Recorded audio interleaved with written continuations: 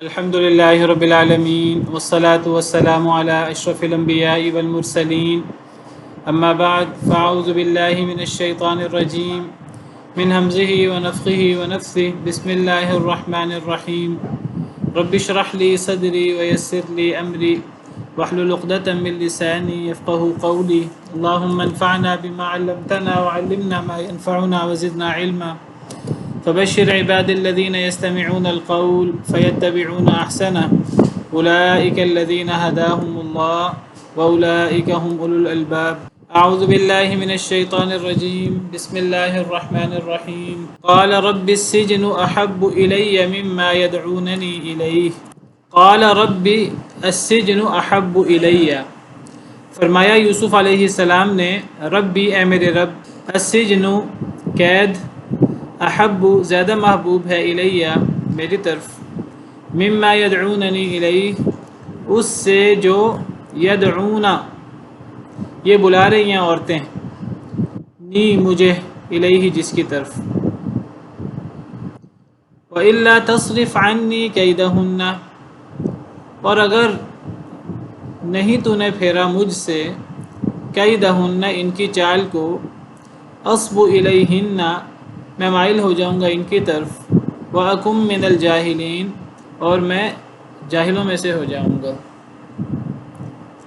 کل ہم نے پڑھا کہ جب عزیز مصر کی بیوی نے سیدنا یوسف علیہ السلام کو ورغلانے کی کوشش کی دروازے بند کر کے دعوت گناہ دی، سیدنا یوسف علیہ السلام نے معاذ اللہ کہہ کر دعوت کو ٹھکرا دیا، واپس بھاگے اور پیچھے سے اس نے قمیص پکڑنے کی کوشش کی، قمیص پھٹ گئی۔ بہرحال جو بھی واقعہ ہوا تو عزیز مصر نے جب اس کے سامنے واضح ہوا کہ سیدنا یوسف علیہ السلام معصوم ہیں اور یہ سارا کیا دھرا جو ہے وہ میری بیوی کا ہے، تو اس نے اپنی بیوی کو روکا اور اس نے اپنی بیوی کو ناراض ہوا اور کہا کہ سارا قصور تیرا ہے، تو اللہ سے اپنے گناہوں کی معافی مانگ۔ حضرت یوسف سے کہا کہ اس معاملے کو دبا لیں، اس معاملے کو اگنور کریں۔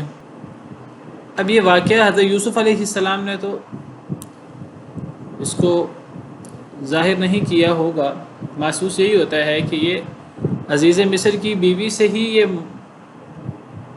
بات نکل گئی،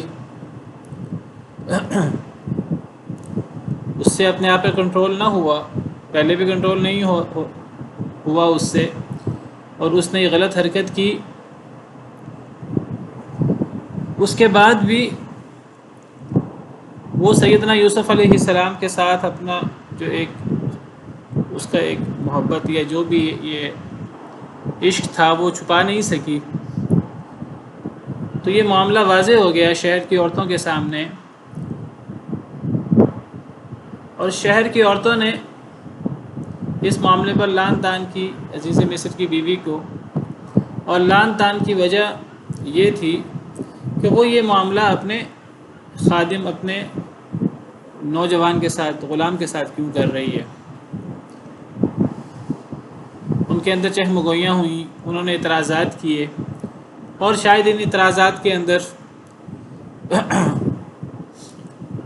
ان کی یہ خواہش بھی تھی کہ ہم بھی دیکھیں یہ کون خادم ہے جس پر عزیز مصر کی بیوی فریفتہ ہو گئی ہے۔ تو بہرحال عزیز مصر کی بیوی نے ان کی دعوت کی اور ان کو چھریاں دیں پھل کاٹنے کے لیے، اور حضرت یوسف کو جب ان پر بلایا تو انہوں نے سیدنا یوسف علیہ السلام کو دے کر بے اختیار اپنے ہاتھ کاٹ ڈالے۔ تو عزیز مصر کی بیوی کہنے لگی کہ یہ وہ لڑکا ہے، یہ وہ نوجوان ہے کہ جس کی وجہ سے تم مجھے ملامت کرتی ہو۔ میں نے اسے اپنے نفس کی طرف میں نے اسے پھسلانے کی کوشش کی، لیکن یہ باز نہیں آیا، لیکن یہ میری دعوت کو اس نے قبول نہیں کیا اور یہ بچ گیا۔ سیدنا یوسف علیہ السلام ظاہری طور پر اللہ تعالیٰ نے بہت زیادہ حسن دے رکھا تھا، اور باطنی حسن بھی ظاہر و باطن ہر لحاظ سے وہ حسین تھے، اور ہر لحاظ سے اللہ نے ان کو بہترین بنایا تھا، کامل بنایا تھا۔ تو عزیز مصر کی بیوی نے اپنے برے ارادے کا اظہار کیا اور اس نے کہا کہ میں نے پہلے بھی کوشش کی تھی لیکن یہ بچ گئے، تو میں دوبارہ بھی کوشش کروں گی، اور اگر اس نے میری بات نہ مانی تو پھر اس کو اب جیل میں جانا پڑے گا اور اسے ذلیل ہونا پڑے گا۔ اب جب سیدنا یوسف علیہ السلام نے یہ سارا معاملہ دیکھا اور انہیں اندازہ ہوا کہ یہ سب عورتیں ایک جیسی ہی ہیں، یہ عزیز مصر کی بیوی ہو یا دیگر عورتیں ہوں، تو سیدنا یوسف علیہ السلام اپنے آپ کو بچانا چاہتے تھے اس گندگی سے، ان چیزوں سے، تو انہوں نے اللہ سے دعا کی، فرمایا اے اللہ ربی، اے میرے رب، السجن احب الیہ، یہ جس جیل کی، جس قید کی مجھے دھمکی دیتی ہیں، وہ قید اس گندگی سے بہت زیادہ بہتر ہے۔ اس قید کے اندر میرے پاس آزادی نہیں ہوگی، میں قید ہوں گا اور بہت سی پابندیاں ہوں گی، لیکن وہ مجبوری کی قید ہوگی۔ یہ گندگی اور یہ چالیں عورتوں کی، یہ ورغلانہ، اور تو اگر میں اس میں ملوث ہو گیا تو پھر یہ تو تباہی ہے دنیا اور آخرت کی۔ تو اللہ سے دعا کی کہ اے اللہ یہ قید مجھے زیادہ محبوب ہے اس سے جس کی طرف یہ عورتیں مجھے بلا رہی ہیں۔ اب یہاں یدعوننی، یدعون جمع مؤنث غائب کا صیغہ ہے، چھٹا صیغہ فعل مضارع کا۔ یدعون سب عورتوں کی طرف نسبت ہے، یہ نہیں فرمایا کہ جیل مجھے زیادہ محبوب ہے اس سے جس کی طرف یہ عزیز مصر کی بیوی مجھے بلا رہی ہے۔ اگر عزیز مصر کی بیوی کا ذکر ہوتا تو پھر مما یدعون کی بجائے مما تدعو ہوتا، چوتھا صیغہ واحد مؤنث غائب کا، لیکن یہاں جمع مؤنث غائب کا صیغہ ہے۔ اے میرے رب، جیل مجھے زیادہ محبوب ہے اس سے جس کی طرف مجھے یہ بلا رہی ہیں۔ اس سے پتہ لگتا ہے کہ انسان کو دنیا میں مشکلات آئیں، مالی تنگی آئے یا انسان کی آزادی سلب ہو جائے، یہ مشکلات، یہ آزمائشیں، یہ بہت چھوٹی ہیں اس گناہ سے اور اس برائی سے جس میں انسان ملوث ہو جاتا ہے۔ اور جس گناہ اور برائی میں ملوث ہو کر انسان اللہ کی نافرمانی کر بیٹھتا ہے تو اللہ کی نافرمانی یہ بہت بڑی چیز ہے۔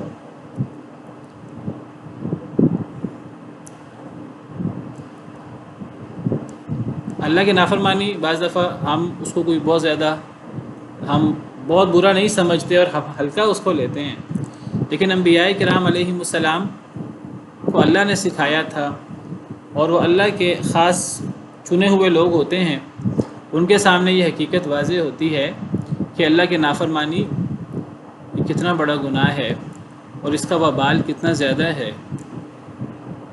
اس نافرمانی سے سالوں کی جیل، سالوں کی آزمائشیں وہ آسان ہیں، وہ ہیج ہیں۔ انسان کو آزمائش مانگنی نہیں چاہیے، لیکن اب حضرت یوسف کے سامنے دوسرا رستہ نہیں ہے، تو وہ فرما رہے ہیں کہ اس گند سے تو جیل زیادہ بہتر ہے۔ یہ بہت بڑی حقیقت ہے، بہت بڑی حقیقت ہے۔ اور دیکھیے کہ یہ اللہ کے چنے ہوئے لوگ ہیں۔ پیچھے ہم نے پڑھا كَذَلِكَ لِنَصْرِفَ عَنْهُ السُّوءَ وَالْفَحْشَاءَ إِنَّهُ مِنْ عِبَادِنَا الْمُخْلَصِينَ، ہم اس سے برائی اور بے حیائی کو دور کرنا چاہتے تھے اور وہ ہمارے چنے ہوئے بندوں میں سے تھا۔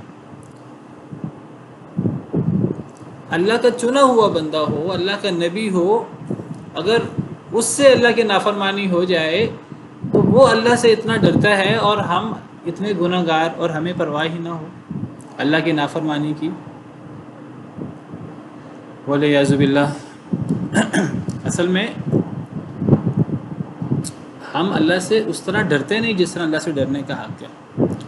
جس طرح اللہ تعالیٰ فرماتے ہیں قرآن کریم میں، یا ایھا الذین آمنوا اتقوا اللہ حق تقاتہ ولا تموتن الا وانتم مسلمون، اے وہ لوگوں جنہیں ایمان کا دعویٰ ہے، تمہارے ایمان کا تقاضا یہ ہے کہ تم اللہ سے ویسے ڈرو جیسے اللہ سے ڈرنے کا حق ہے۔ فاتقوا اللہ ما استطعتم، ایک اور آیت کریمہ میں فرمایا اللہ سے اتنا ڈرو جتنی تم طاقت رکھتے ہو۔ بہت زیادہ اللہ سے ڈرنا چاہیے اور بہت زیادہ اللہ سے ڈر کر اللہ کے نافرمانی سے بچنے کی کوشش کرنی چاہیے، کسی گناہ کو ہلکا نہیں سمجھنا چاہیے۔ باقی جس نے اپنے آپ کو اسپیس دینی ہوتی ہے، گنجائش دینی ہوتی ہے، وہ گنجائش تو پھر انسان اپنے آپ کو گنجائش دیتا ہے، دینے والے دیتے ہیں جی، مجبوری ہے، یہ ہے، وہ ہے، میں کون سا جان کے کر رہا ہوں، ایسے بڑے بہانے ہو سکتے تھے۔ یہ عورتیں مجبور کر رہی ہیں، میں ان کے گھر ہوں اور میں ان کا پابند ہوں اور میرے پاس کوئی اور رستہ نہیں ہے۔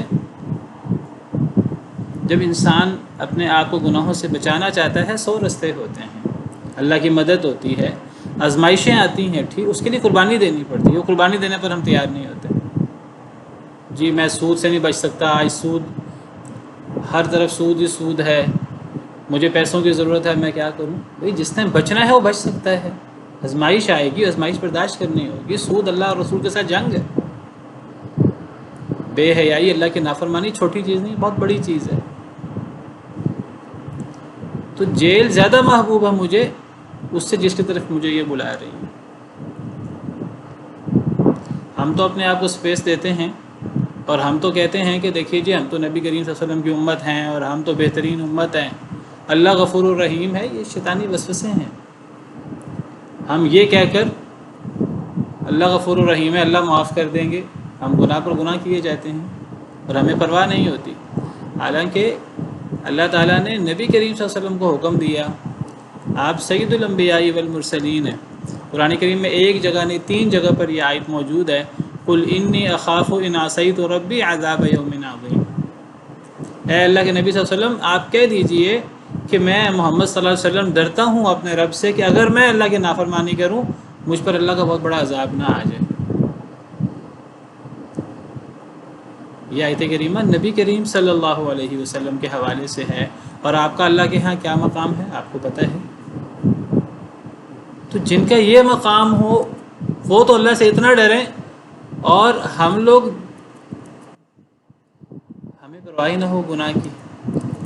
تو اس کا مطلب ہے کہ ہم جو الٹے سیدھے بہانے اور الٹے سیدھے باتوں سے ہم نے اپنے آپ کو مطمئن کر رکھا ہے، شیطانی وسوسے ہیں، ان میں پڑھ کر ہم اپنے آپ کو مطمئن کرتے رہتے ہیں، ورنہ اللہ کی نافرمانی کوئی چھوٹی چیز نہیں ہے۔ یہ قرآن کریم میں 3 جگہ نبی صلی اللہ علیہ وسلم کے حوالے سے یہ آیت موجود ہے، سورہ نعم آیت نمبر 15، سورہ یونس آیت نمبر 15 اور سورہ زمر آیت نمبر 13۔ کہہ دیجیے اے اللہ کے رسول آپ اعلان کر دیں کہ میں اگر اللہ کی نافرمانی کروں تو مجھے بڑے دن کے عذاب کا ڈر ہے۔ یہاں سیدنا یوسف علیہ السلام اللہ سے دعائیں کر رہے ہیں کہ اے اللہ مجھے جیل محبوب ہے اس سے جس کی طرف مجھے یہ بلا رہی ہیں، اور پھر اللہ سے مدد مانگتے ہیں وَإِلَّا تَصْرِفْ عَنِّي كَيْدَهُنَّ، اور اگر نہ آپ نے دور کیا اے اللہ عنی مجھ سے کیدہن ان سب عورتوں کی چال کو، یہاں بھی جمع کا صیغہ ہے، کیدہانی کا، کیدہن، اصب الیہن میں مائل ہو جاؤں گا ان کی طرف، وَأَكُن مِّنَ الْجَاهِلِينَ اور میں ہو جاؤں گا جاہلوں میں سے۔ انسان کو اپنے عمل پر، اپنی نیکی پر بھی بھروسہ نہیں کرنا چاہیے۔ دنیاوی مال و دولت یا ہمارے اللہ نے ہمیں صلاحیتیں دی ہیں، قوت دی ہے، انسان کو اس کے اوپر بھروسہ نہیں کرنا چاہیے، اپنی نیکی پر بھروسہ نہیں کرنا چاہیے۔ سیدنا یوسف علیہ السلام یا یہ نہیں کہتے کہ میں بچ جاؤں گا ان سے، میں ان کی طرف مائل نہیں ہوں گا، اللہ سے دعا کرتے ہیں کہ اے اللہ اگر آپ نے مجھ سے ان کی چال کو دور نہ کیا کہیں میں ان کی طرف مائل نہ ہو جاؤں۔ اس کا مطلب یہ نہیں تھا کہ نعوذ باللہ حضرت یوسف ڈگمگا رہے تھے، ایسی بات نہیں تھی، لیکن وہ بچتے تھے اور بڑی شدت کے ساتھ بچتے تھے۔ اس کے باوجود اللہ سے دعا کی اور کہا کہ اللہ کی اگر مجھ پر اللہ کا کرم ہوگا اور اللہ کی نظر ہوگی تو میں بچ جاؤں گا ان سے، اور اگر اللہ نے میری مدد نہ کی تو کہیں میں ان کی طرف مائل نہ ہو جاؤں۔ یہ بالکل ایسا انداز ہے جیسے سیدنا اسماعیل علیہ السلام نے فرمایا تھا جب حضرت ابراہیم علیہ السلام نے ان کے سامنے اپنا خواب رکھا، جو اللہ کی وحی ہوتی ہے، نبیوں کا خواب، کہ میں تجھے ذبح کر رہا ہوں اے بیٹے، تو تیرا کیا خیال ہے؟ حضرت ابراہیم علیہ السلام نے اسماعیل علیہ السلام سے مشورہ نہیں کیا کہ وہ ہاں کہتے ہیں تو حضرت ابراہیم عمل کر گزریں، نہ کہتے ہیں تو کچھ اور سوچیں. یہ مشورہ نہیں تھا، یہ ان کو تیار کرنا تھا اور اللہ کا حکم انہیں سنانا تھا. تو حضرت اسماعیل علیہ السلام نے فرمایا، آگے سے جواب دیا، یا ابت افعل ما تؤمر، اے ابا جی جو آپ کو حکم دیا گیا ہے آپ کر گزریں، ستجدنی انشاءاللہ من الصابرین، اگر اللہ نے چاہا تو آپ مجھے صبر کرنے والوں میں سے پائیں گے. یہ نہیں فرمایا کہ میں صبر کروں گا، حالانکہ ان کا پورا ارادہ صبر کا تھا، یہ نہیں تھا کہ ان کا ارادہ صبر کا نہیں تھا. لیکن اپنے عام عمل تو چھوڑیے، اپنی نیکی پر بھی کسی کو بھروسہ نہیں کرنا چاہیے. انبیاء کرام علیہم السلام اپنی نیکی پر بھی یعنی بھروسہ نہیں کرتے تھے، بلکہ وہ ہر چیز کی نسبت اللہ کی طرف کرتے تھے. اگر اللہ نے چاہا تو اللہ مجھے صبر دے گا اور میں صبر کروں گا. حضرت یوسف علیہ السلام فرماتے ہیں، اے اللہ اگر آپ نے مجھ سے ان کی چال کو دور نہ کیا، میں کہیں ان کی طرف مائل نہ ہو جاؤں، تو اللہ سے مدد مانگی. اور اگر نہ دور کیا آپ نے مجھ سے، کیدہن، ان کی چال کو، اسبو صاد با واو سے ہے، میں مائل ہو جاؤں گا، میں جھک جاؤں گا، الیہ، ان کی طرف، ان عورتوں کی طرف، واکم من الجاہلین، اور میں جاہلوں میں سے ہو جاؤں گا، جاہلوں میں سے ہو جاؤں گا. یہاں جہالت کا معنی سمجھ آتا ہے. جہالت کسے کہتے ہیں؟ جہالت یہ آیت کریمہ سے نہایت واضح ہے کہ اگر یعنی جہالت سے مراد ایسا کام ہے کہ اگر ایک انسان وہ کام کرے تو اللہ کی نظروں سے گر جائے اور اللہ کو ناراض کر بیٹھے، تو وہ جہالت والا عمل ہے. حضرت یوسف فرما رہے ہیں، اے اللہ اگر آپ نے مجھ سے ان کی چال کو دور نہ کیا، میں ان کی طرف مائل ہو جاؤں گا اور میں ایسا کام کر بیٹھوں گا فحاشی کا، گناہ کا، کہ آپ ناراض ہو جائیں گے. اس کو جہالت قرار دیا، میں جاہل ہو جاؤں گا. تو پتہ لگا جہالت کسے کہتے ہیں. جہالت کا مطلب یہ نہیں ہوتا کسی کو لکھنا پڑھنا نہیں آتا. جہالت کا مطلب یہ ہے کہ ایک انسان ایسا کام کر بیٹھے جو اللہ کو ناراض کرے، اللہ کی ناراضگی والا کام کرے. جو بندہ اللہ کو راضی کرتا ہے وہ جاہل نہیں ہو سکتا، چاہے اسے لکھنا پڑھنا نہ آتا ہو.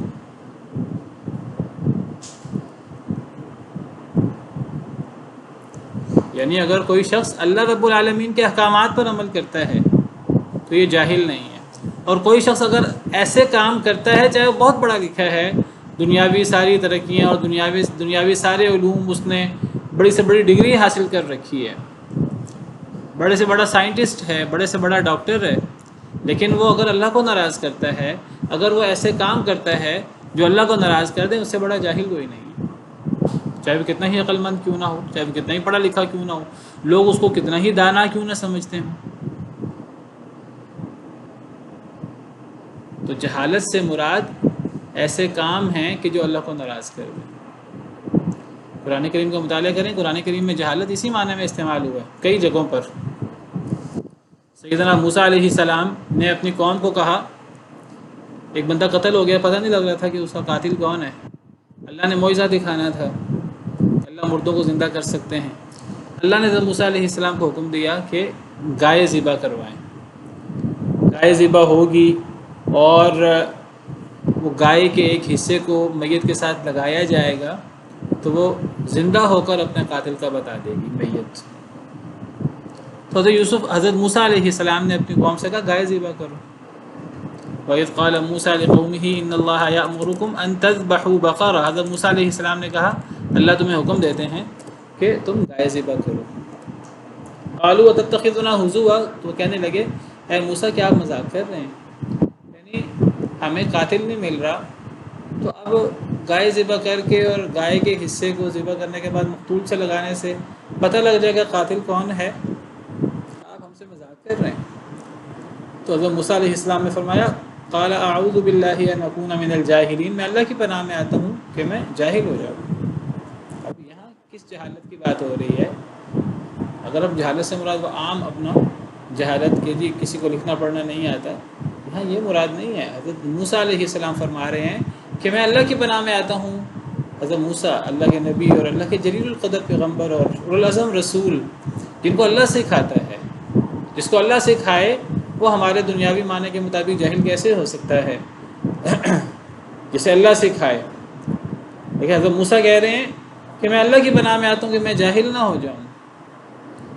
جہالت سے کیا مراد ہے؟ یہاں پتہ لگا جہالت سے مراد یعنی میں اللہ کی پناہ میں آتا ہوں کہ میں دین کے معاملے میں مذاق کروں. میں تمہیں اللہ کی طرف سے ایک حکم سناؤں گائے ذبح کرو اور وہ مقتول زندہ ہو جائے گا اور مقتول زندہ ہو کر اپنے قاتل کے بارے میں بتائے گا. یہ بات مجھے اللہ نے نہ کہی ہے اور میں تمہیں اپنی طرف سے کہہ رہا ہوں دین کے بارے میں مذاق کروں. یہ تو جہالت ہے, یہ تو اللہ کی ناراضگی ہے. اس سے تو اللہ ناراض ہوں گے. تو میں اللہ کو ناراض کروں گا, یہ جہالت کا معنی ہے. سیدنا نوح علیہ السلام نے اپنے بیٹے کے لیے دعا کی. اللہ تعالیٰ نے سیدنا نوح علیہ السلام کو نصیحت کی, تنبیہ کی, اور اللہ نے فرمایا کہ اے نوح آپ کا بیٹا آپ کے اہل سے نہیں تھا, اس کے عمل اچھے نہیں تھے, آپ نے آئندہ مجھ سے ایسا سوال نہیں کرنا. انی اعظک ان تکون من الجاہلین. اے نوح میں آپ کو نصیحت کرتا ہوں, سورہ ہود میں ہم نے پڑھا, میں آپ کو نصیحت کرتا ہوں آپ جاہلوں میں سے نہ ہو جائیں. کیا مطلب جاہلوں میں سے نہ ہو جائیں؟ میں آپ کو نصیحت کرتا ہوں دوبارہ ایسا کام نہ کریں, دوبارہ آپ مجھ سے ایسا سوال نہ کریں کہ مجھے ناراض کر بیٹھیں. مجھے ناراض کیا تو یہ جہالت ہوگی. تو جہالت کیا ہے؟ ایسا کام سرزد ہو جائے انسان سے جو اللہ کو ناراض کر دے. آج ہم بھی جہالت کو دور کرنا چاہتے ہیں, ہم بھی نعرہ لگاتے ہیں کہ جی جہالت کو ختم کرنا چاہیے, لیکن ہمارے نزدیک جہالت سے مراد کسی کو لکھنا پڑھنا سکھا دو جہالت ختم ہو جائے گی. چاہے وہ سود کھا رہا ہو, چاہے وہ شرک کر رہا ہو, چاہے وہ موسیقی گانا بجانا اللہ رسول کے ساتھ جنگ کر رہا ہے, ہمیں اس کی پرواہ نہیں ہے. وہ جگہیں, وہ ادارے جہاں قال اللہ قال رسول پڑھا جاتا ہے, جہاں اللہ کی طرف دعوت دی جاتی ہے, اور تو ان اداروں کو کچھ لوگ کہتے ہیں یہ تو جہالت کی یونیورسٹیاں ہیں. جہالت کی یونیورسٹیاں یہ دینی ادارے ہیں جہاں قال اللہ اور قال رسول پڑھا جاتا ہے, یا یہ جو دنیا کی یونیورسٹیاں ہیں یہ جہالت کی یونیورسٹیاں ہیں, جہالت کے ادارے ہیں. جہالت کا اگر یہ معنی ہمارے سامنے ہو, اللہ کے نافرمانی. آج سب سے زیادہ فحاشی بے حیائی یونیورسٹیوں میں ہوتی ہے, اللہ معاف کرے. سب سے زیادہ جہالت وہاں ہوتی ہے. نبی کریم صلی اللہ علیہ وسلم کو اللہ نے بھیجا تھا جہالت ختم کرنے کے لیے. نبی کریم صلی اللہ علیہ وسلم سے پہلے کا دور جاہلیت کا دور تھا, دور جاہلیت کہا جاتا ہے. دور جاہلیت اس کو اس لیے نہیں کہا جاتا کہ اس میں لکھنے پڑھنے والے نہیں تھے. دور جاہلیت اس کو اس لیے کہا جاتا ہے کہ ان میں کفر تھا, شرک تھا, سود تھا اور اللہ کے نافرمانیاں تھی, اس لیے اسے دور جاہلیت کہتے ہیں. سورہ احزاب میں اللہ تعالیٰ ازواج مطہرات کو فرماتے ہیں وقرن فی بیوتکن, اے ازواج مطہرات, اے نبی کی بیویوں اپنے گھروں میں بیٹھی رہو اگر تمہیں گھروں سے نکلنا پڑے. ولا تبرجن تبرج الجاہلیت الاولی, اگر گھر سے نکلنا پڑے تو پھر بناؤ سنگار اس طرح نہ کرو جس طرح پرانی جاہلیت میں ہوتا تھا. پرانی جاہلیت میں عورتیں بناؤ سنگار کر کے نکلتی تھیں اور اپنا حسن, اپنی زیب و زینت نمایاں کر کے نکلتی تھی. یہ جہالت تھی.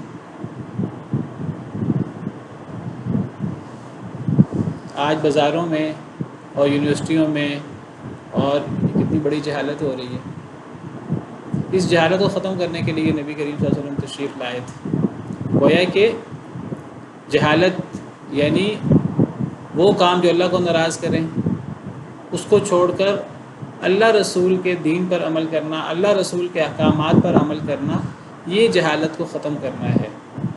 جب انسان کتاب و سنت پر عمل کرتا ہے, دیندار ہو جاتا ہے, تو جہالت ختم ہو جاتی ہے. جب انسان کتاب و سنت پر عمل نہیں کرتا, وہ کتنا پڑھا لکھا کیوں نہ ہو, وہ اتنا بڑا جاہل ہوتا ہے.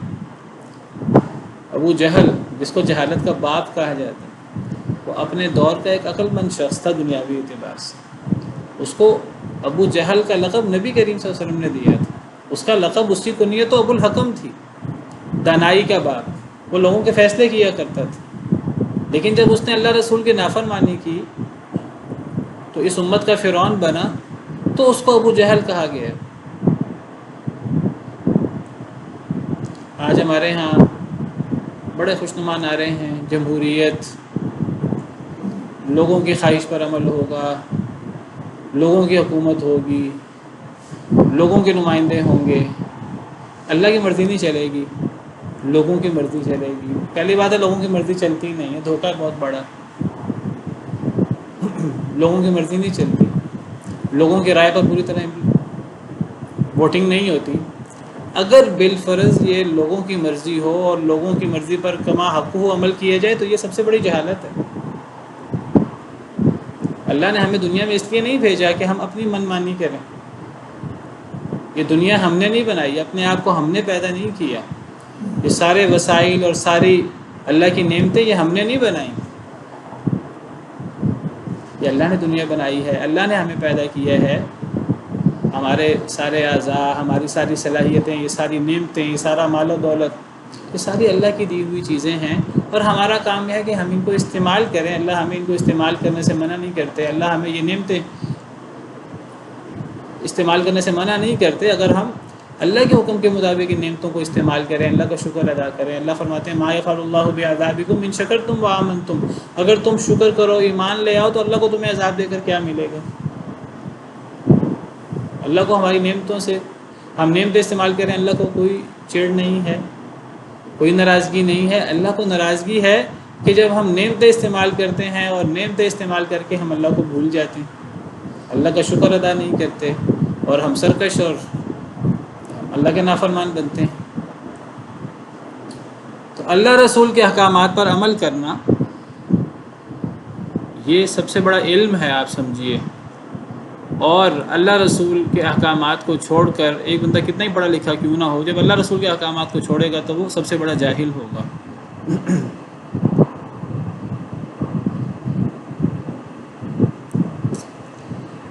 دیکھیے گوشہ نشینی، سوال ہے کہ حضرت یوسف علیہ السلام نے جیل کی بات کی، تو کیا جیل میں جانا گوشہ نشینی نہیں تھا دنیا کے جھمیلوں سے؟ نہیں۔ دیکھیے اگر ایک انسان اپنے آپ کو بچا سکے تو انسان کو بچانا چاہیے، لیکن اگر ایک انسان اپنے آپ کو بچا نہ سکے تو پھر انسان کو ایسی جگہ سے نکلنے کی کوشش کرنی چاہیے۔ اگر ایک انسان دعوت دے رہا ہے اور اس کی دعوت افیکٹو ہے، پھر انسان مشکلات بھی برداشت کر لیتا ہے۔ لیکن اگر ایک انسان جو ہے وہ بچ نہیں پا رہا، اس کے لیے بچنا مشکل ہے، فتنے زیادہ ہو گئے ہیں، تو پھر تو باقاعدہ ہمارے دین کا حکم ہے کہ ایک وقت آئے گا جب فتنے زیادہ ہو جائیں گے تو بہتر انسان وہ ہوگا جو جنگلوں کی طرف نکل جائے گا، جنگلوں کی طرف نکل کر فتنوں سے اپنے آپ کو، اپنے ایمان کو بچائے گا۔ اگر ایک انسان فتنوں سے بچ سکے تو بہت اچھی بات ہے، دعوت دے سکے بہت اچھی بات ہے، انسان دعوت کا کام کرے۔ نبی صلی اللہ علیہ وسلم مکہ مکرمہ میں رہے، بڑی آزمائشیں تھیں، بڑی مشکلات تھیں، لیکن آپ دعوت دے رہے تھے، دعوت بڑھ رہی تھی۔ تو آپ صحابہ کرام کو تو زیادہ مشکلات ہوئی تو صحابہ کرام کو ہجرت کا حکم دیا، لیکن نبی کریم صلی اللہ علیہ وسلم دعوت دیتے رہے، آپ نے ہجرت نہیں کی۔ ہجرت حبشہ پہلی ہوئی، دوسری ہوئی، لیکن آپ دعوت کا کام کرتے رہے۔ پھر جب آپ کو نہ رہنے دیا گیا مکہ مکرمہ میں اور آپ کو مجبور کر دیا گیا تو آپ نکلے۔ تو جب ایک انسان ایک جگہ پر دعوت کا کام نہیں کر سکتا، رکاوٹیں زیادہ ہو جاتی ہیں، پھر ہجرت کا حکم بھی تو اللہ کا ہے۔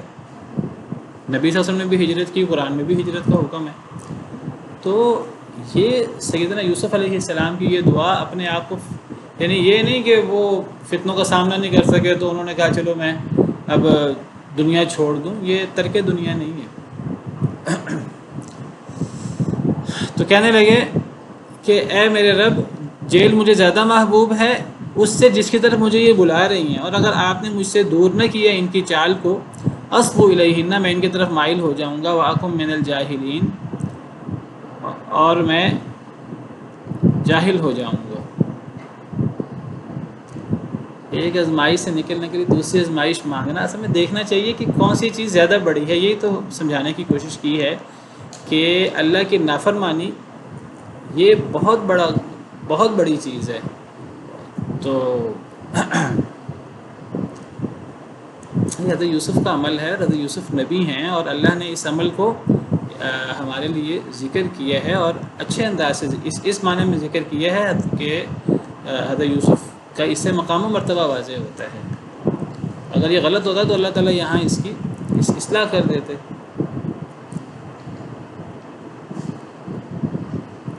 تو حضرت یوسف خود جیل میں نہیں جانا چاہتے تھے، وہ کبھی آزمائش میں نہیں جانا چاہتے تھے، لیکن جب یہاں جو ہے وہ بچ نہیں پا رہے.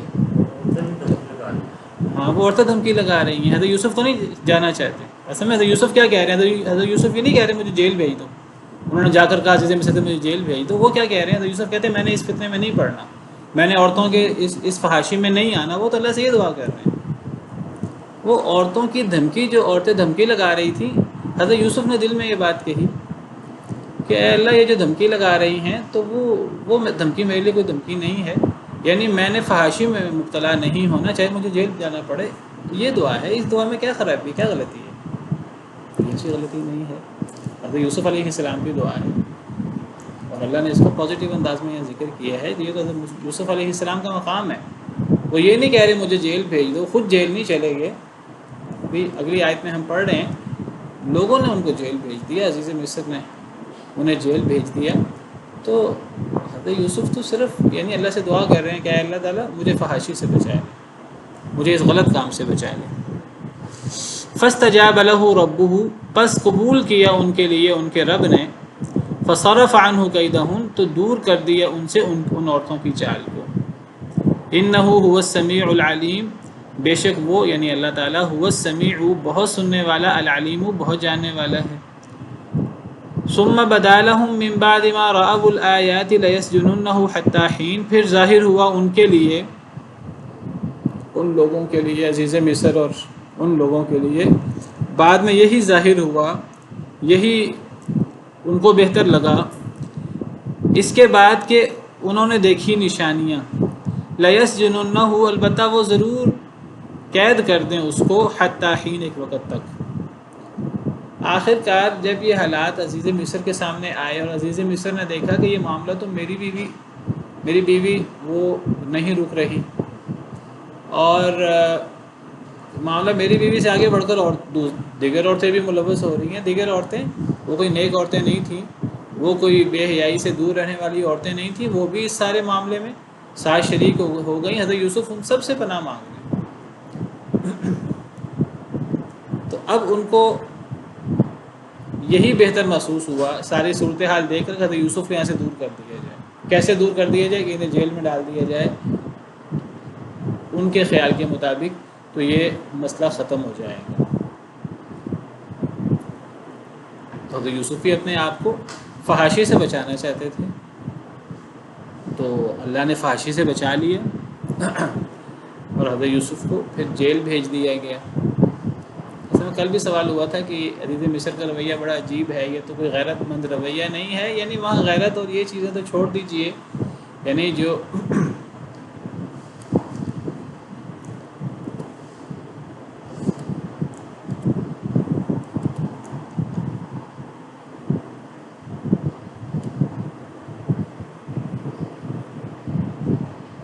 Recording in progress.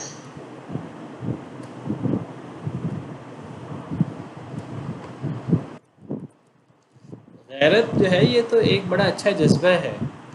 یہ اچھا جذبہ ان جگہوں پہ ہوتا ہے جہاں یعنی کوئی دینی اقدار ہو, کوئی خاندانی سسٹم ہو, کوئی گناہ فحاشی سے بچنے کے لیے لوگ بچنے کی کوشش کرتے ہوں, وہاں غیرت اور یہ چیزیں بھی ہوتی ہیں. جہاں اعلیٰ خاندان اور حکمران خاندان اور وہ سب عورتیں, اور یہ سب عورتوں کا معاملہ نہیں ہے, مرد بھی آپ سمجھیے, یعنی بے غیرتی اور جب اللہ کی نافرمانی زیادہ بڑھتی ہے تو بعض دفعہ یہ فحاشی اور یہ غلط تعلقات یہ بھی کوئی بہت بڑا عیب نہیں رہتے. آج آپ یورپ کی صورتحال دیکھ لیجیے, یورپ میں جو ہے وہ لوگ تعلق رکھتے ہیں ناجائز, ان کو دوسری شادی سے مسئلہ ہے, ناجائز تعلقات ان کے ہاں ایک روٹین کی بات ہے. کوئی لوگوں کے لیے بہت زیادہ غیرت کا مسئلہ نہیں ہے. یورپ کو چھوڑ لیجیے, آپ پاکستان کی صورتحال دیکھ لیجیے. یہاں جو ہمارا ایلیٹ کلاس طبقہ ہے ان کے نزدیک یہ چیزیں جو ہیں وہ کوئی اتنی بڑی چیز نہیں ہے, کوئی اتنا بڑا مسئلہ نہیں ہے. تو یہ دیوسیت ہے, اور دیوسیت یہ غیر مسلم معاشرے میں تو ویسے ہی ہوتی ہے, اللہ معاف کرے, یہ تو مسلمانوں کے اندر آتی جا رہی ہے. تو وہ مصر کا جو اس دور کا وہ مشرک بھی تھے, کفر و شرک میں بھی مبتلا تھے, اور یہ فحاشی اور یہ چیزیں ان میں بھی مبتلا تھے, اور ان کے خاندان بھی ان میں مبتلا تھے. تو بجائے اس سے کہ وہ اپنی بیوی کو کنٹرول کرے، عورتوں کو کنٹرول کرے، ان عورتوں کے شوہر ان کو کنٹرول کرے، اس نے یہی بہتر سمجھا جان چھڑانے کے لیے کہ یوسف کو ہی جیل میں ڈال دو، نہ رہے گا سانپ نہ بجے گی بانسری۔ تو یہی بہتر محسوس ہوا کہ حضرت یوسف کو قید کر دیا جائے، ان کو یہ بہتر محسوس ہوا۔ باقی یہ تو ویسے آپ دیکھیں کہ بہت بڑا ظلم ہے، حضرت یوسف تو بالکل معصوم تھے، حضرت یوسف میں تو کوئی غلطی نہیں تھی، لیکن سزا بھی انہیں بھگتنی پڑ رہی ہے۔ وَدَخَلَ مَعَهُ السِّجْنَ فَتَيَانِ، کیا حالات بنے اور کیوں جیل جانا پڑا، اللہ تعالیٰ نے تفصیل بیان نہیں کی، جتنا اللہ نے بیان کر دیا بس حضرت یوسف جیل چلے گئے۔ وَدَخَلَ مَعَهُ السِّجْنَ فَتَيَانِ، اور داخل ہوئے حضرت یوسف کے ساتھ جیل میں دو نوجوان بھی۔ قال احدہما، کہا ان دونوں میں سے ایک نے، انی ارانی اعصر خمرا، بے شک میں دیکھتا ہوں اپنے آپ کو، اعصر میں نچوڑ رہا ہوں، خمرا شراب۔ حضرت یوسف کے ساتھ جیل میں دو لوگ اور بھی جیل میں آئے۔ حضرت یوسف تو بے گناہ معصوم، ان کو ظلم زیادتی کر کے جیل میں بھیجا گیا، وہ دو لوگ بھی جیل میں آئے، ان پر الزام تھا، ان پر الزام یہ تھا کہ انہوں نے بادشاہ کو قتل کرنے کی کوشش کی ہے۔ وہ دونوں بادشاہ کے خادم تھے، ایک شراب نہ چھوڑتا تھا، شراب اور یہ چیزیں عام تھیں، ایک شراب کشید کرتا تھا پھلوں سے جیسے بھی، اور دوسرا جو ہے وہ باورچی تھا، وہ کھانا وغیرہ بناتا تھا۔ تو ان پر الزام لگا کہ انہوں نے بادشاہ کو زہر دینے کی کوشش کی ہے، نقصان پہنچانے کی کوشش کی ہے۔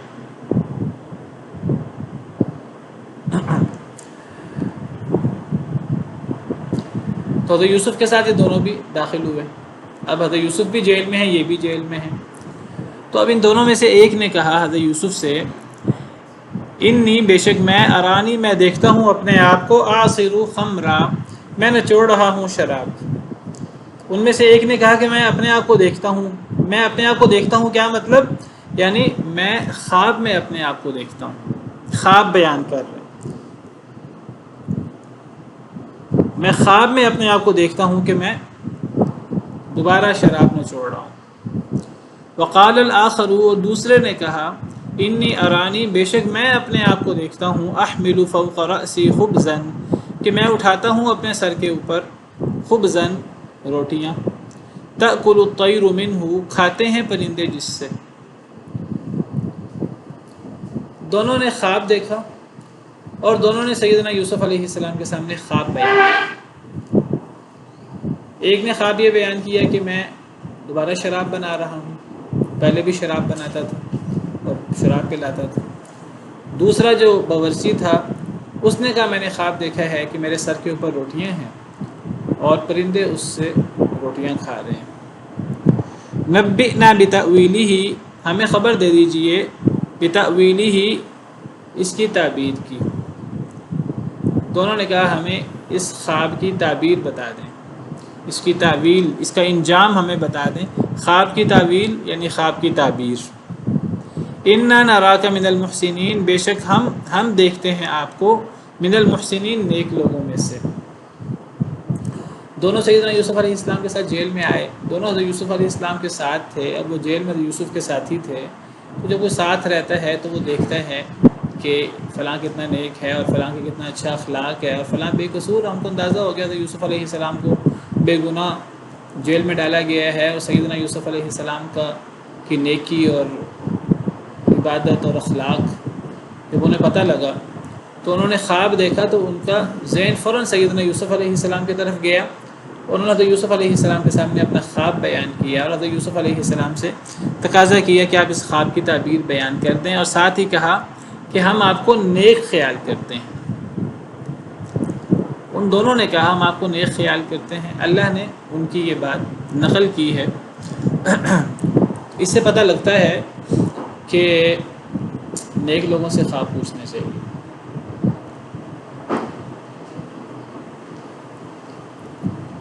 شاید اور لوگوں نے بھی حضرت یوسف سے خواب پوچھا ہو اور ان خواب کی تعبیر ان کی جس طرح حضرت یوسف علیہ السلام نے فرمایا ہو ویسے پوری ہوئی ہو، ان کو تجربہ بھی ہوا ہو۔ بہرحال اب جب انہوں نے خواب دیکھا، اب وہ بڑے پریشان۔ انسان ایسا خواب دیکھے جو خواب اس کو یاد رہے تو انسان بڑا پریشان ہوتا ہے کہ اس خواب سے کیا مراد ہے۔ اور خواب کی 3 قسمیں ہوتی ہیں۔ ایک خواب سچا ہوتا ہے اللہ کی طرف سے، ایک خواب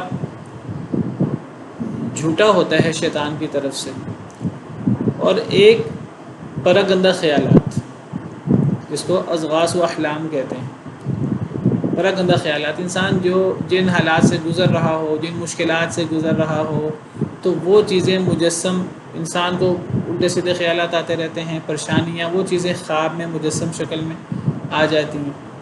اگر ایک انسان پریشان ہو، میرے دشمن ہیں اور اس قسم کی چیزوں سے، تو خواب میں اس کو دشمن نظر آتے ہیں، وہ میرے پیچھے بھاگ رہے ہیں۔ ایک بندہ اسیب سے ڈرتا ہو، اس کو خواب میں اس قسم کی چیزیں نظر آتی ہیں۔ ایک بندہ پیپر وغیرہ ہوں، ٹینشن وغیرہ ہو، خواب میں دیکھتا ہے کہ میں پیپر کمرہ امتحان میں ہوں، ایگزامینیشن ہال میں ہوں، اور اس قسم کی چیزیں۔ تو یہ 3 قسمیں ہیں خوابوں کی۔ تو جو اللہ کی طرف سے خواب ہوتے ہیں، یہ خواب نیک لوگوں کو، مسلمانوں کو بھی آ جاتے ہیں اور غیر مسلموں کو بھی آ جاتے ہیں۔ غیر مسلموں کو بھی اللہ کی طرف سے خواب آ سکتے ہیں، اور وہ خواب سچا بھی ہو سکتا ہے، جیسے انہوں نے خواب دیکھا اور یہ خواب سچے تھے۔ اور آگے ہم پڑھیں گے بادشاہ نے بھی خواب دیکھا اور وہ خواب بھی پورا ہوا، بادشاہ بھی مسلمان نہیں تھا۔ اللہ کی طرف سے خواب ہوتے ہیں۔ حدیث مبارکہ ہے، نبی صلی اللہ علیہ وسلم کے آنے کے بعد اور آپ کے دنیا سے جانے کے بعد اب نبوت کا سلسلہ ختم ہو چکا، اب خاتم النبیین تھے، لیکن نبی صلی اللہ علیہ وسلم کی صحیح حدیث مبارکہ موجود ہے۔ آپ نے فرمایا لم یبق من النبوۃ الا المبشرات، اب نبوت ختم ہو گئی ہے، اب وہی نہیں آ سکتی، لیکن بشارت دینے والی چیزیں، خواب، سچے خواب وہ آ سکتے ہیں۔ اور بعض احادیث میں ہے کہ خواب نبوت کا 46واں حصہ ہے۔ تو بہرحال نبی بھی اللہ کی طرف سے ماضی کی باتیں، اللہ ہم سے کیا چاہتے ہیں وہ، اور مستقبل کی باتیں پیش گوئی بھی نبی کرتے ہیں اللہ کی طرف سے۔ اس طرح بعض دفعہ خوابوں میں بھی کچھ ایسی باتوں کا پتہ لگ جاتا ہے۔ اور جب کوئی انسان ایسا خواب دیکھے جو بڑا واضح ہو تو انسان سمجھتا ہے کہ یہ کوئی آئندہ کے بارے میں کوئی بات ہے، تو پھر انسان کو بڑا تجسس ہوتا ہے، مجھے پتہ لگے اس خواب کا، خواب کی تعبیر کا۔ دوسرا خواب میں نے ذکر کیا کہ وہ جھوٹا خواب ہوتا ہے، شیطان کی طرف سے ہوتا ہے۔ برے لوگوں کو، گناہ گاروں کو جھوٹے خواب بھی آتے ہیں، اور مسلمانوں کو بھی جھوٹے خواب آ سکتے ہیں۔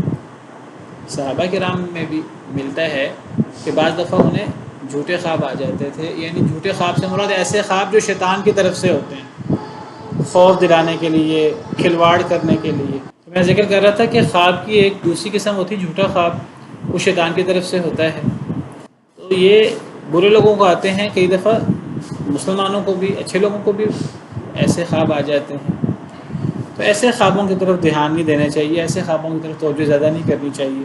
حدیث میں آتا ہے کہ ایک دفعہ ایک صحابی نے خواب دیکھا تو نبی صلی اللہ علیہ وسلم کو خواب بیان کیا کہ میں دیکھ رہا ہوں میرا سر میرے آگے لڑکتا جا رہا ہے۔ تو نبی صلی اللہ علیہ وسلم نے فرمایا کہ شیطان تم میں سے کسی کے ساتھ کھیلتا ہے، تو ایسے خواب میرے سامنے بیان نہ کیا کرو۔ اور ایک خواب میں نے کہا کہ وہ پریشانیاں مجسم صورت میں انسان کے سامنے آ جاتی ہیں، وہ ایسے ہی پریشان خیالات ہوتے ہیں۔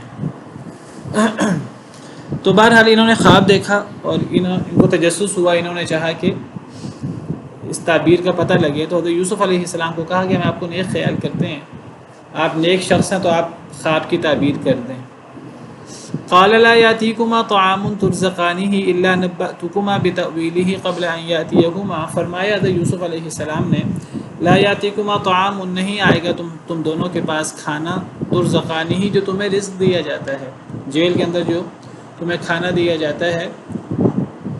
کھانے کا ایک وقت ہوتا ہے جیل کے اندر، ہر چیز کا ناشتہ یا کھانا، جو بھی کھانے کے اوقات ہیں اس کا ایک وقت ہوتا ہے۔ تو کھانے کا وقت قریب تھا، تو یوسف کہنے لگے کہ نہیں آئے گا تم دونوں کے پاس وہ کھانا جو تمہیں رزق دیا جاتا ہے، الا نبأتکما بتأویلہ، مگر میں خبر دے دوں گا تم دونوں کو، بتأویلہ، تمہارے خوابوں کی تعبیر کی، قبل ان یاتیکما، اس سے پہلے کہ وہ کھانا تمہارے پاس آ جائے۔ حضرت یوسف کہنے لگے کہ میں تمہیں خواب کی تعبیر بیان کر دوں گا، تم دونوں کو خواب کی تعبیر بیان کر دوں گا، اور وہ کھانا آنے والا ہے، کھانا آنے سے پہلے خواب کی تعبیر بھی بیان کر دوں گا۔ کیا مطلب؟ مطلب یہ ہے کہ میں تمہیں ابھی خواب کی تعبیر بیان کرنے سے پہلے کوئی اور بات کرنا چاہتا ہوں تمہارے ساتھ، اور ساتھ ہی تسلی دے دی میں جو تمہارے ساتھ کوئی اور بات کرنا چاہتا ہوں وہ بات لمبی نہیں کروں گا، بلکہ یہ جو کھانے کا وقت، ابھی کھانے کا وقت ہوا چاہتا ہے، تو وہ کھانا آنے سے پہلے میں اپنی بات بھی مکمل کر لوں گا، تمہیں خواب کی تعبیر بھی بیان کر دوں گا۔ تسلی دی انہیں۔ اس سے پتہ لگا حضرت یوسف علیہ السلام انہیں دعوت دینا چاہتے تھے، توحید کی دعوت دینا چاہتے تھے۔ جس طرح انہوں نے یوسف علیہ السلام کو دیکھا کہ یہ نیک ہیں، حضرت یوسف نے بھی تو انہیں دیکھا کہ یہ کفر و شرک میں مبتلا ہیں، بری عادتوں میں مبتلا ہیں، تو حضرت یوسف علیہ السلام نے انہیں واضح و نصیحت کرنا چاہا۔ اس سے پتہ لگا کہ کوئی بندہ اگر اپنی کسی مجبوری میں کسی کے پاس آئے اور اس سے کوئی مدد مانگے تو حکمت کے ساتھ اگلے بندے کو دعوت دینی چاہیے۔ کوئی غریب ہو، کوئی مسکین ہو، وہ ہم سے تعاون مانگے، کسی سے تعاون مانگے تو تعاون کرنا چاہیے، تعاون کرنے کے ساتھ اس کو اچھی بات بھی بتانی چاہیے جس کی اس کو زیادہ ضرورت ہے۔ آپ اس کا تعاون کریں گے، اس کے وقتی ضرورت پوری ہوگی، اس کو اچھی بات بتائیں گے، اس کی دنیا آخرت اس کی بن جائے گی۔ اس موقع سے فائدہ اٹھانا چاہیے، یہ نبوی طریقہ کار ہے، لیکن ایسے فائدہ نہ اٹھائے کہ انسان اگلے بندے کی مجبوری سے اس طرح فائدہ اٹھائے کہ وہ لمبا آواز و نصیحت شروع کر دے۔ حضرت یوسف نے پہلے فرما دیا کہ کھانا آنے سے پہلے خواب کی تعبیر بھی ہو جائے گی، میری بات بھی ختم ہو جائے گی، لیکن موقع سے فائدہ اٹھانا چاہیے، اور یہ کام آج عیسائی کرتے ہیں۔ آج وہ ہاسپٹل اور تعلیم کے نام پر وہ اپنی عیسائیت کو پھیلا رہے ہیں۔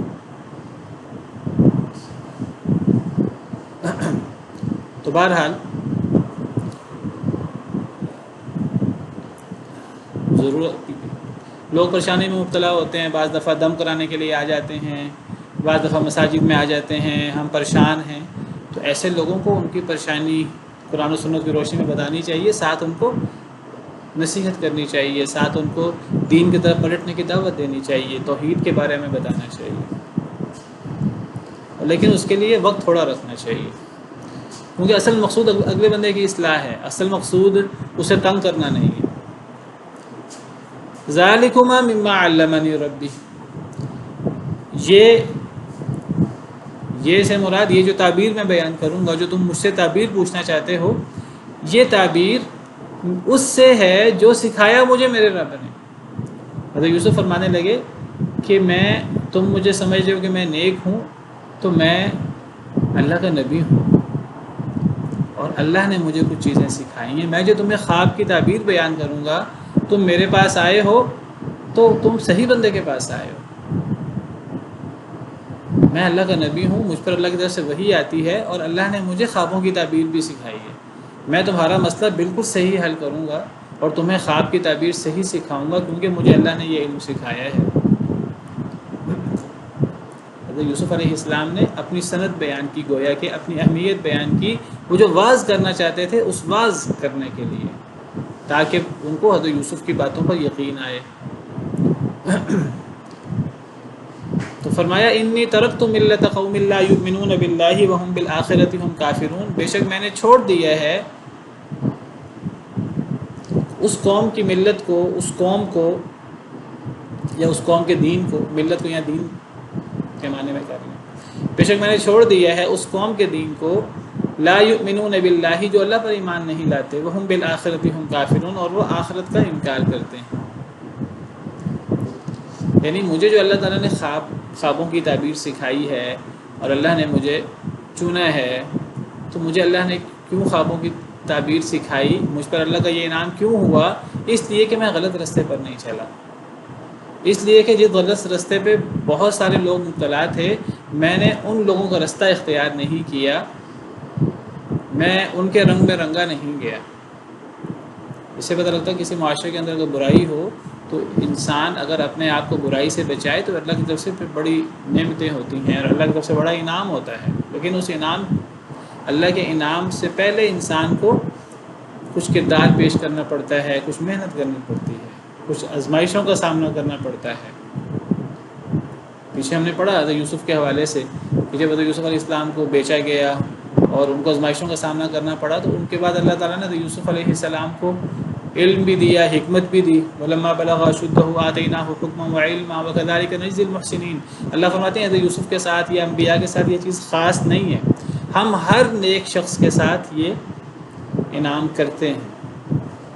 یہ صرف حضرت یوسف کے ساتھ، نبیوں کے ساتھ خاص نہیں ہے. جو بھی قربانی دے گا، جو بھی آزمائشوں کو برداشت کرے گا، صبر کرے گا، حوصلہ کرے گا، ثابت قدم رہے گا سیدنا یوسف علیہ السلام کی طرح. اور حضرت یوسف یہاں فرما رہے ہیں کہ میں اس قوم میں رہا اور میں نے اس قوم کا رویہ اختیار نہیں کیا، میں نے چھوڑ دیا اس قوم کے غلط طریقے کو، میں نے چھوڑ دیا. تو اللہ نے مجھ پر یہ انعام کیا ہے. تو اللہ کے انعام کے لیے ہمیں جو ایک برائی پھیل چکی ہے اپنے آپ کو اس برائی سے بچانا ہوگا.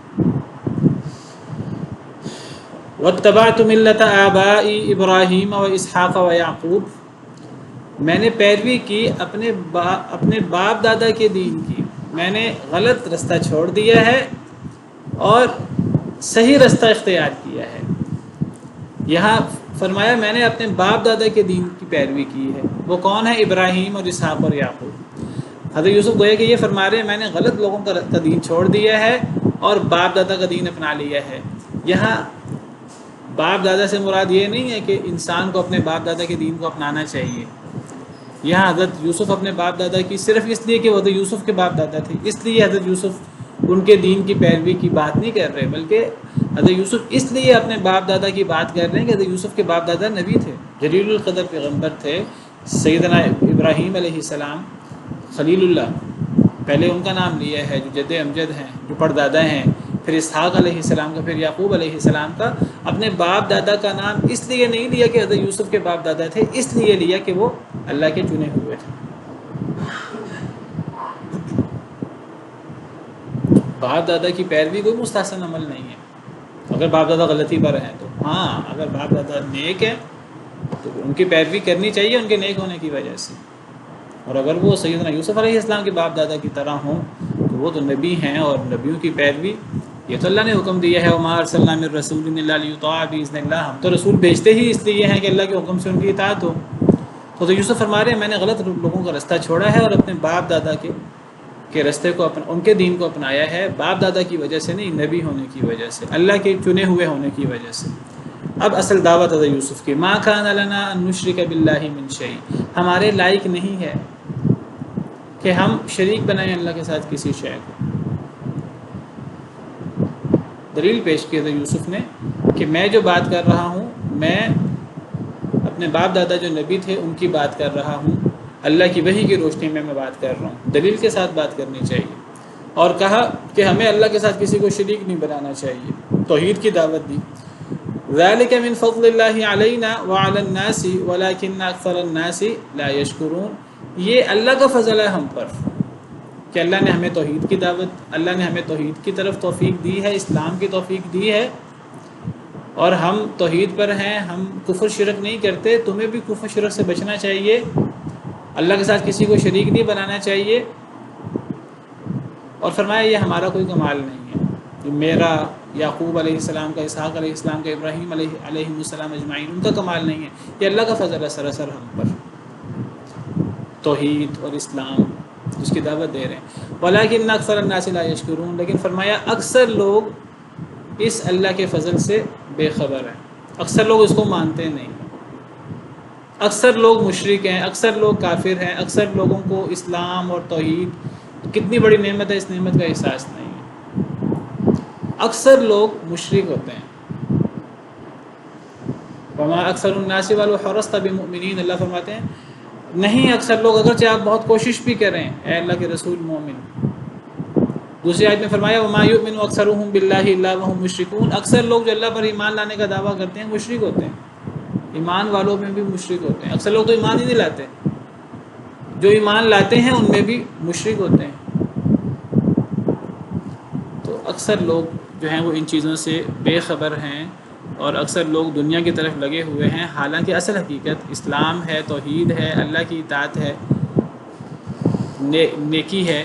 تو اس کی دعوت دی سیدنا یوسف علیہ السلام نے جیل کے ساتھیوں کو، باقی انشاءاللہ کل ابھی بات جاری ہے تو یوسف علیہ السلام کی، تو اس کو انشاءاللہ کل مکمل کریں گے، کل سے مراد اگلے لیکچر میں انشاءاللہ۔ سبحان ربک رب العزت عما یصفون وسلام علی المرسلین والحمد للہ رب العالمین۔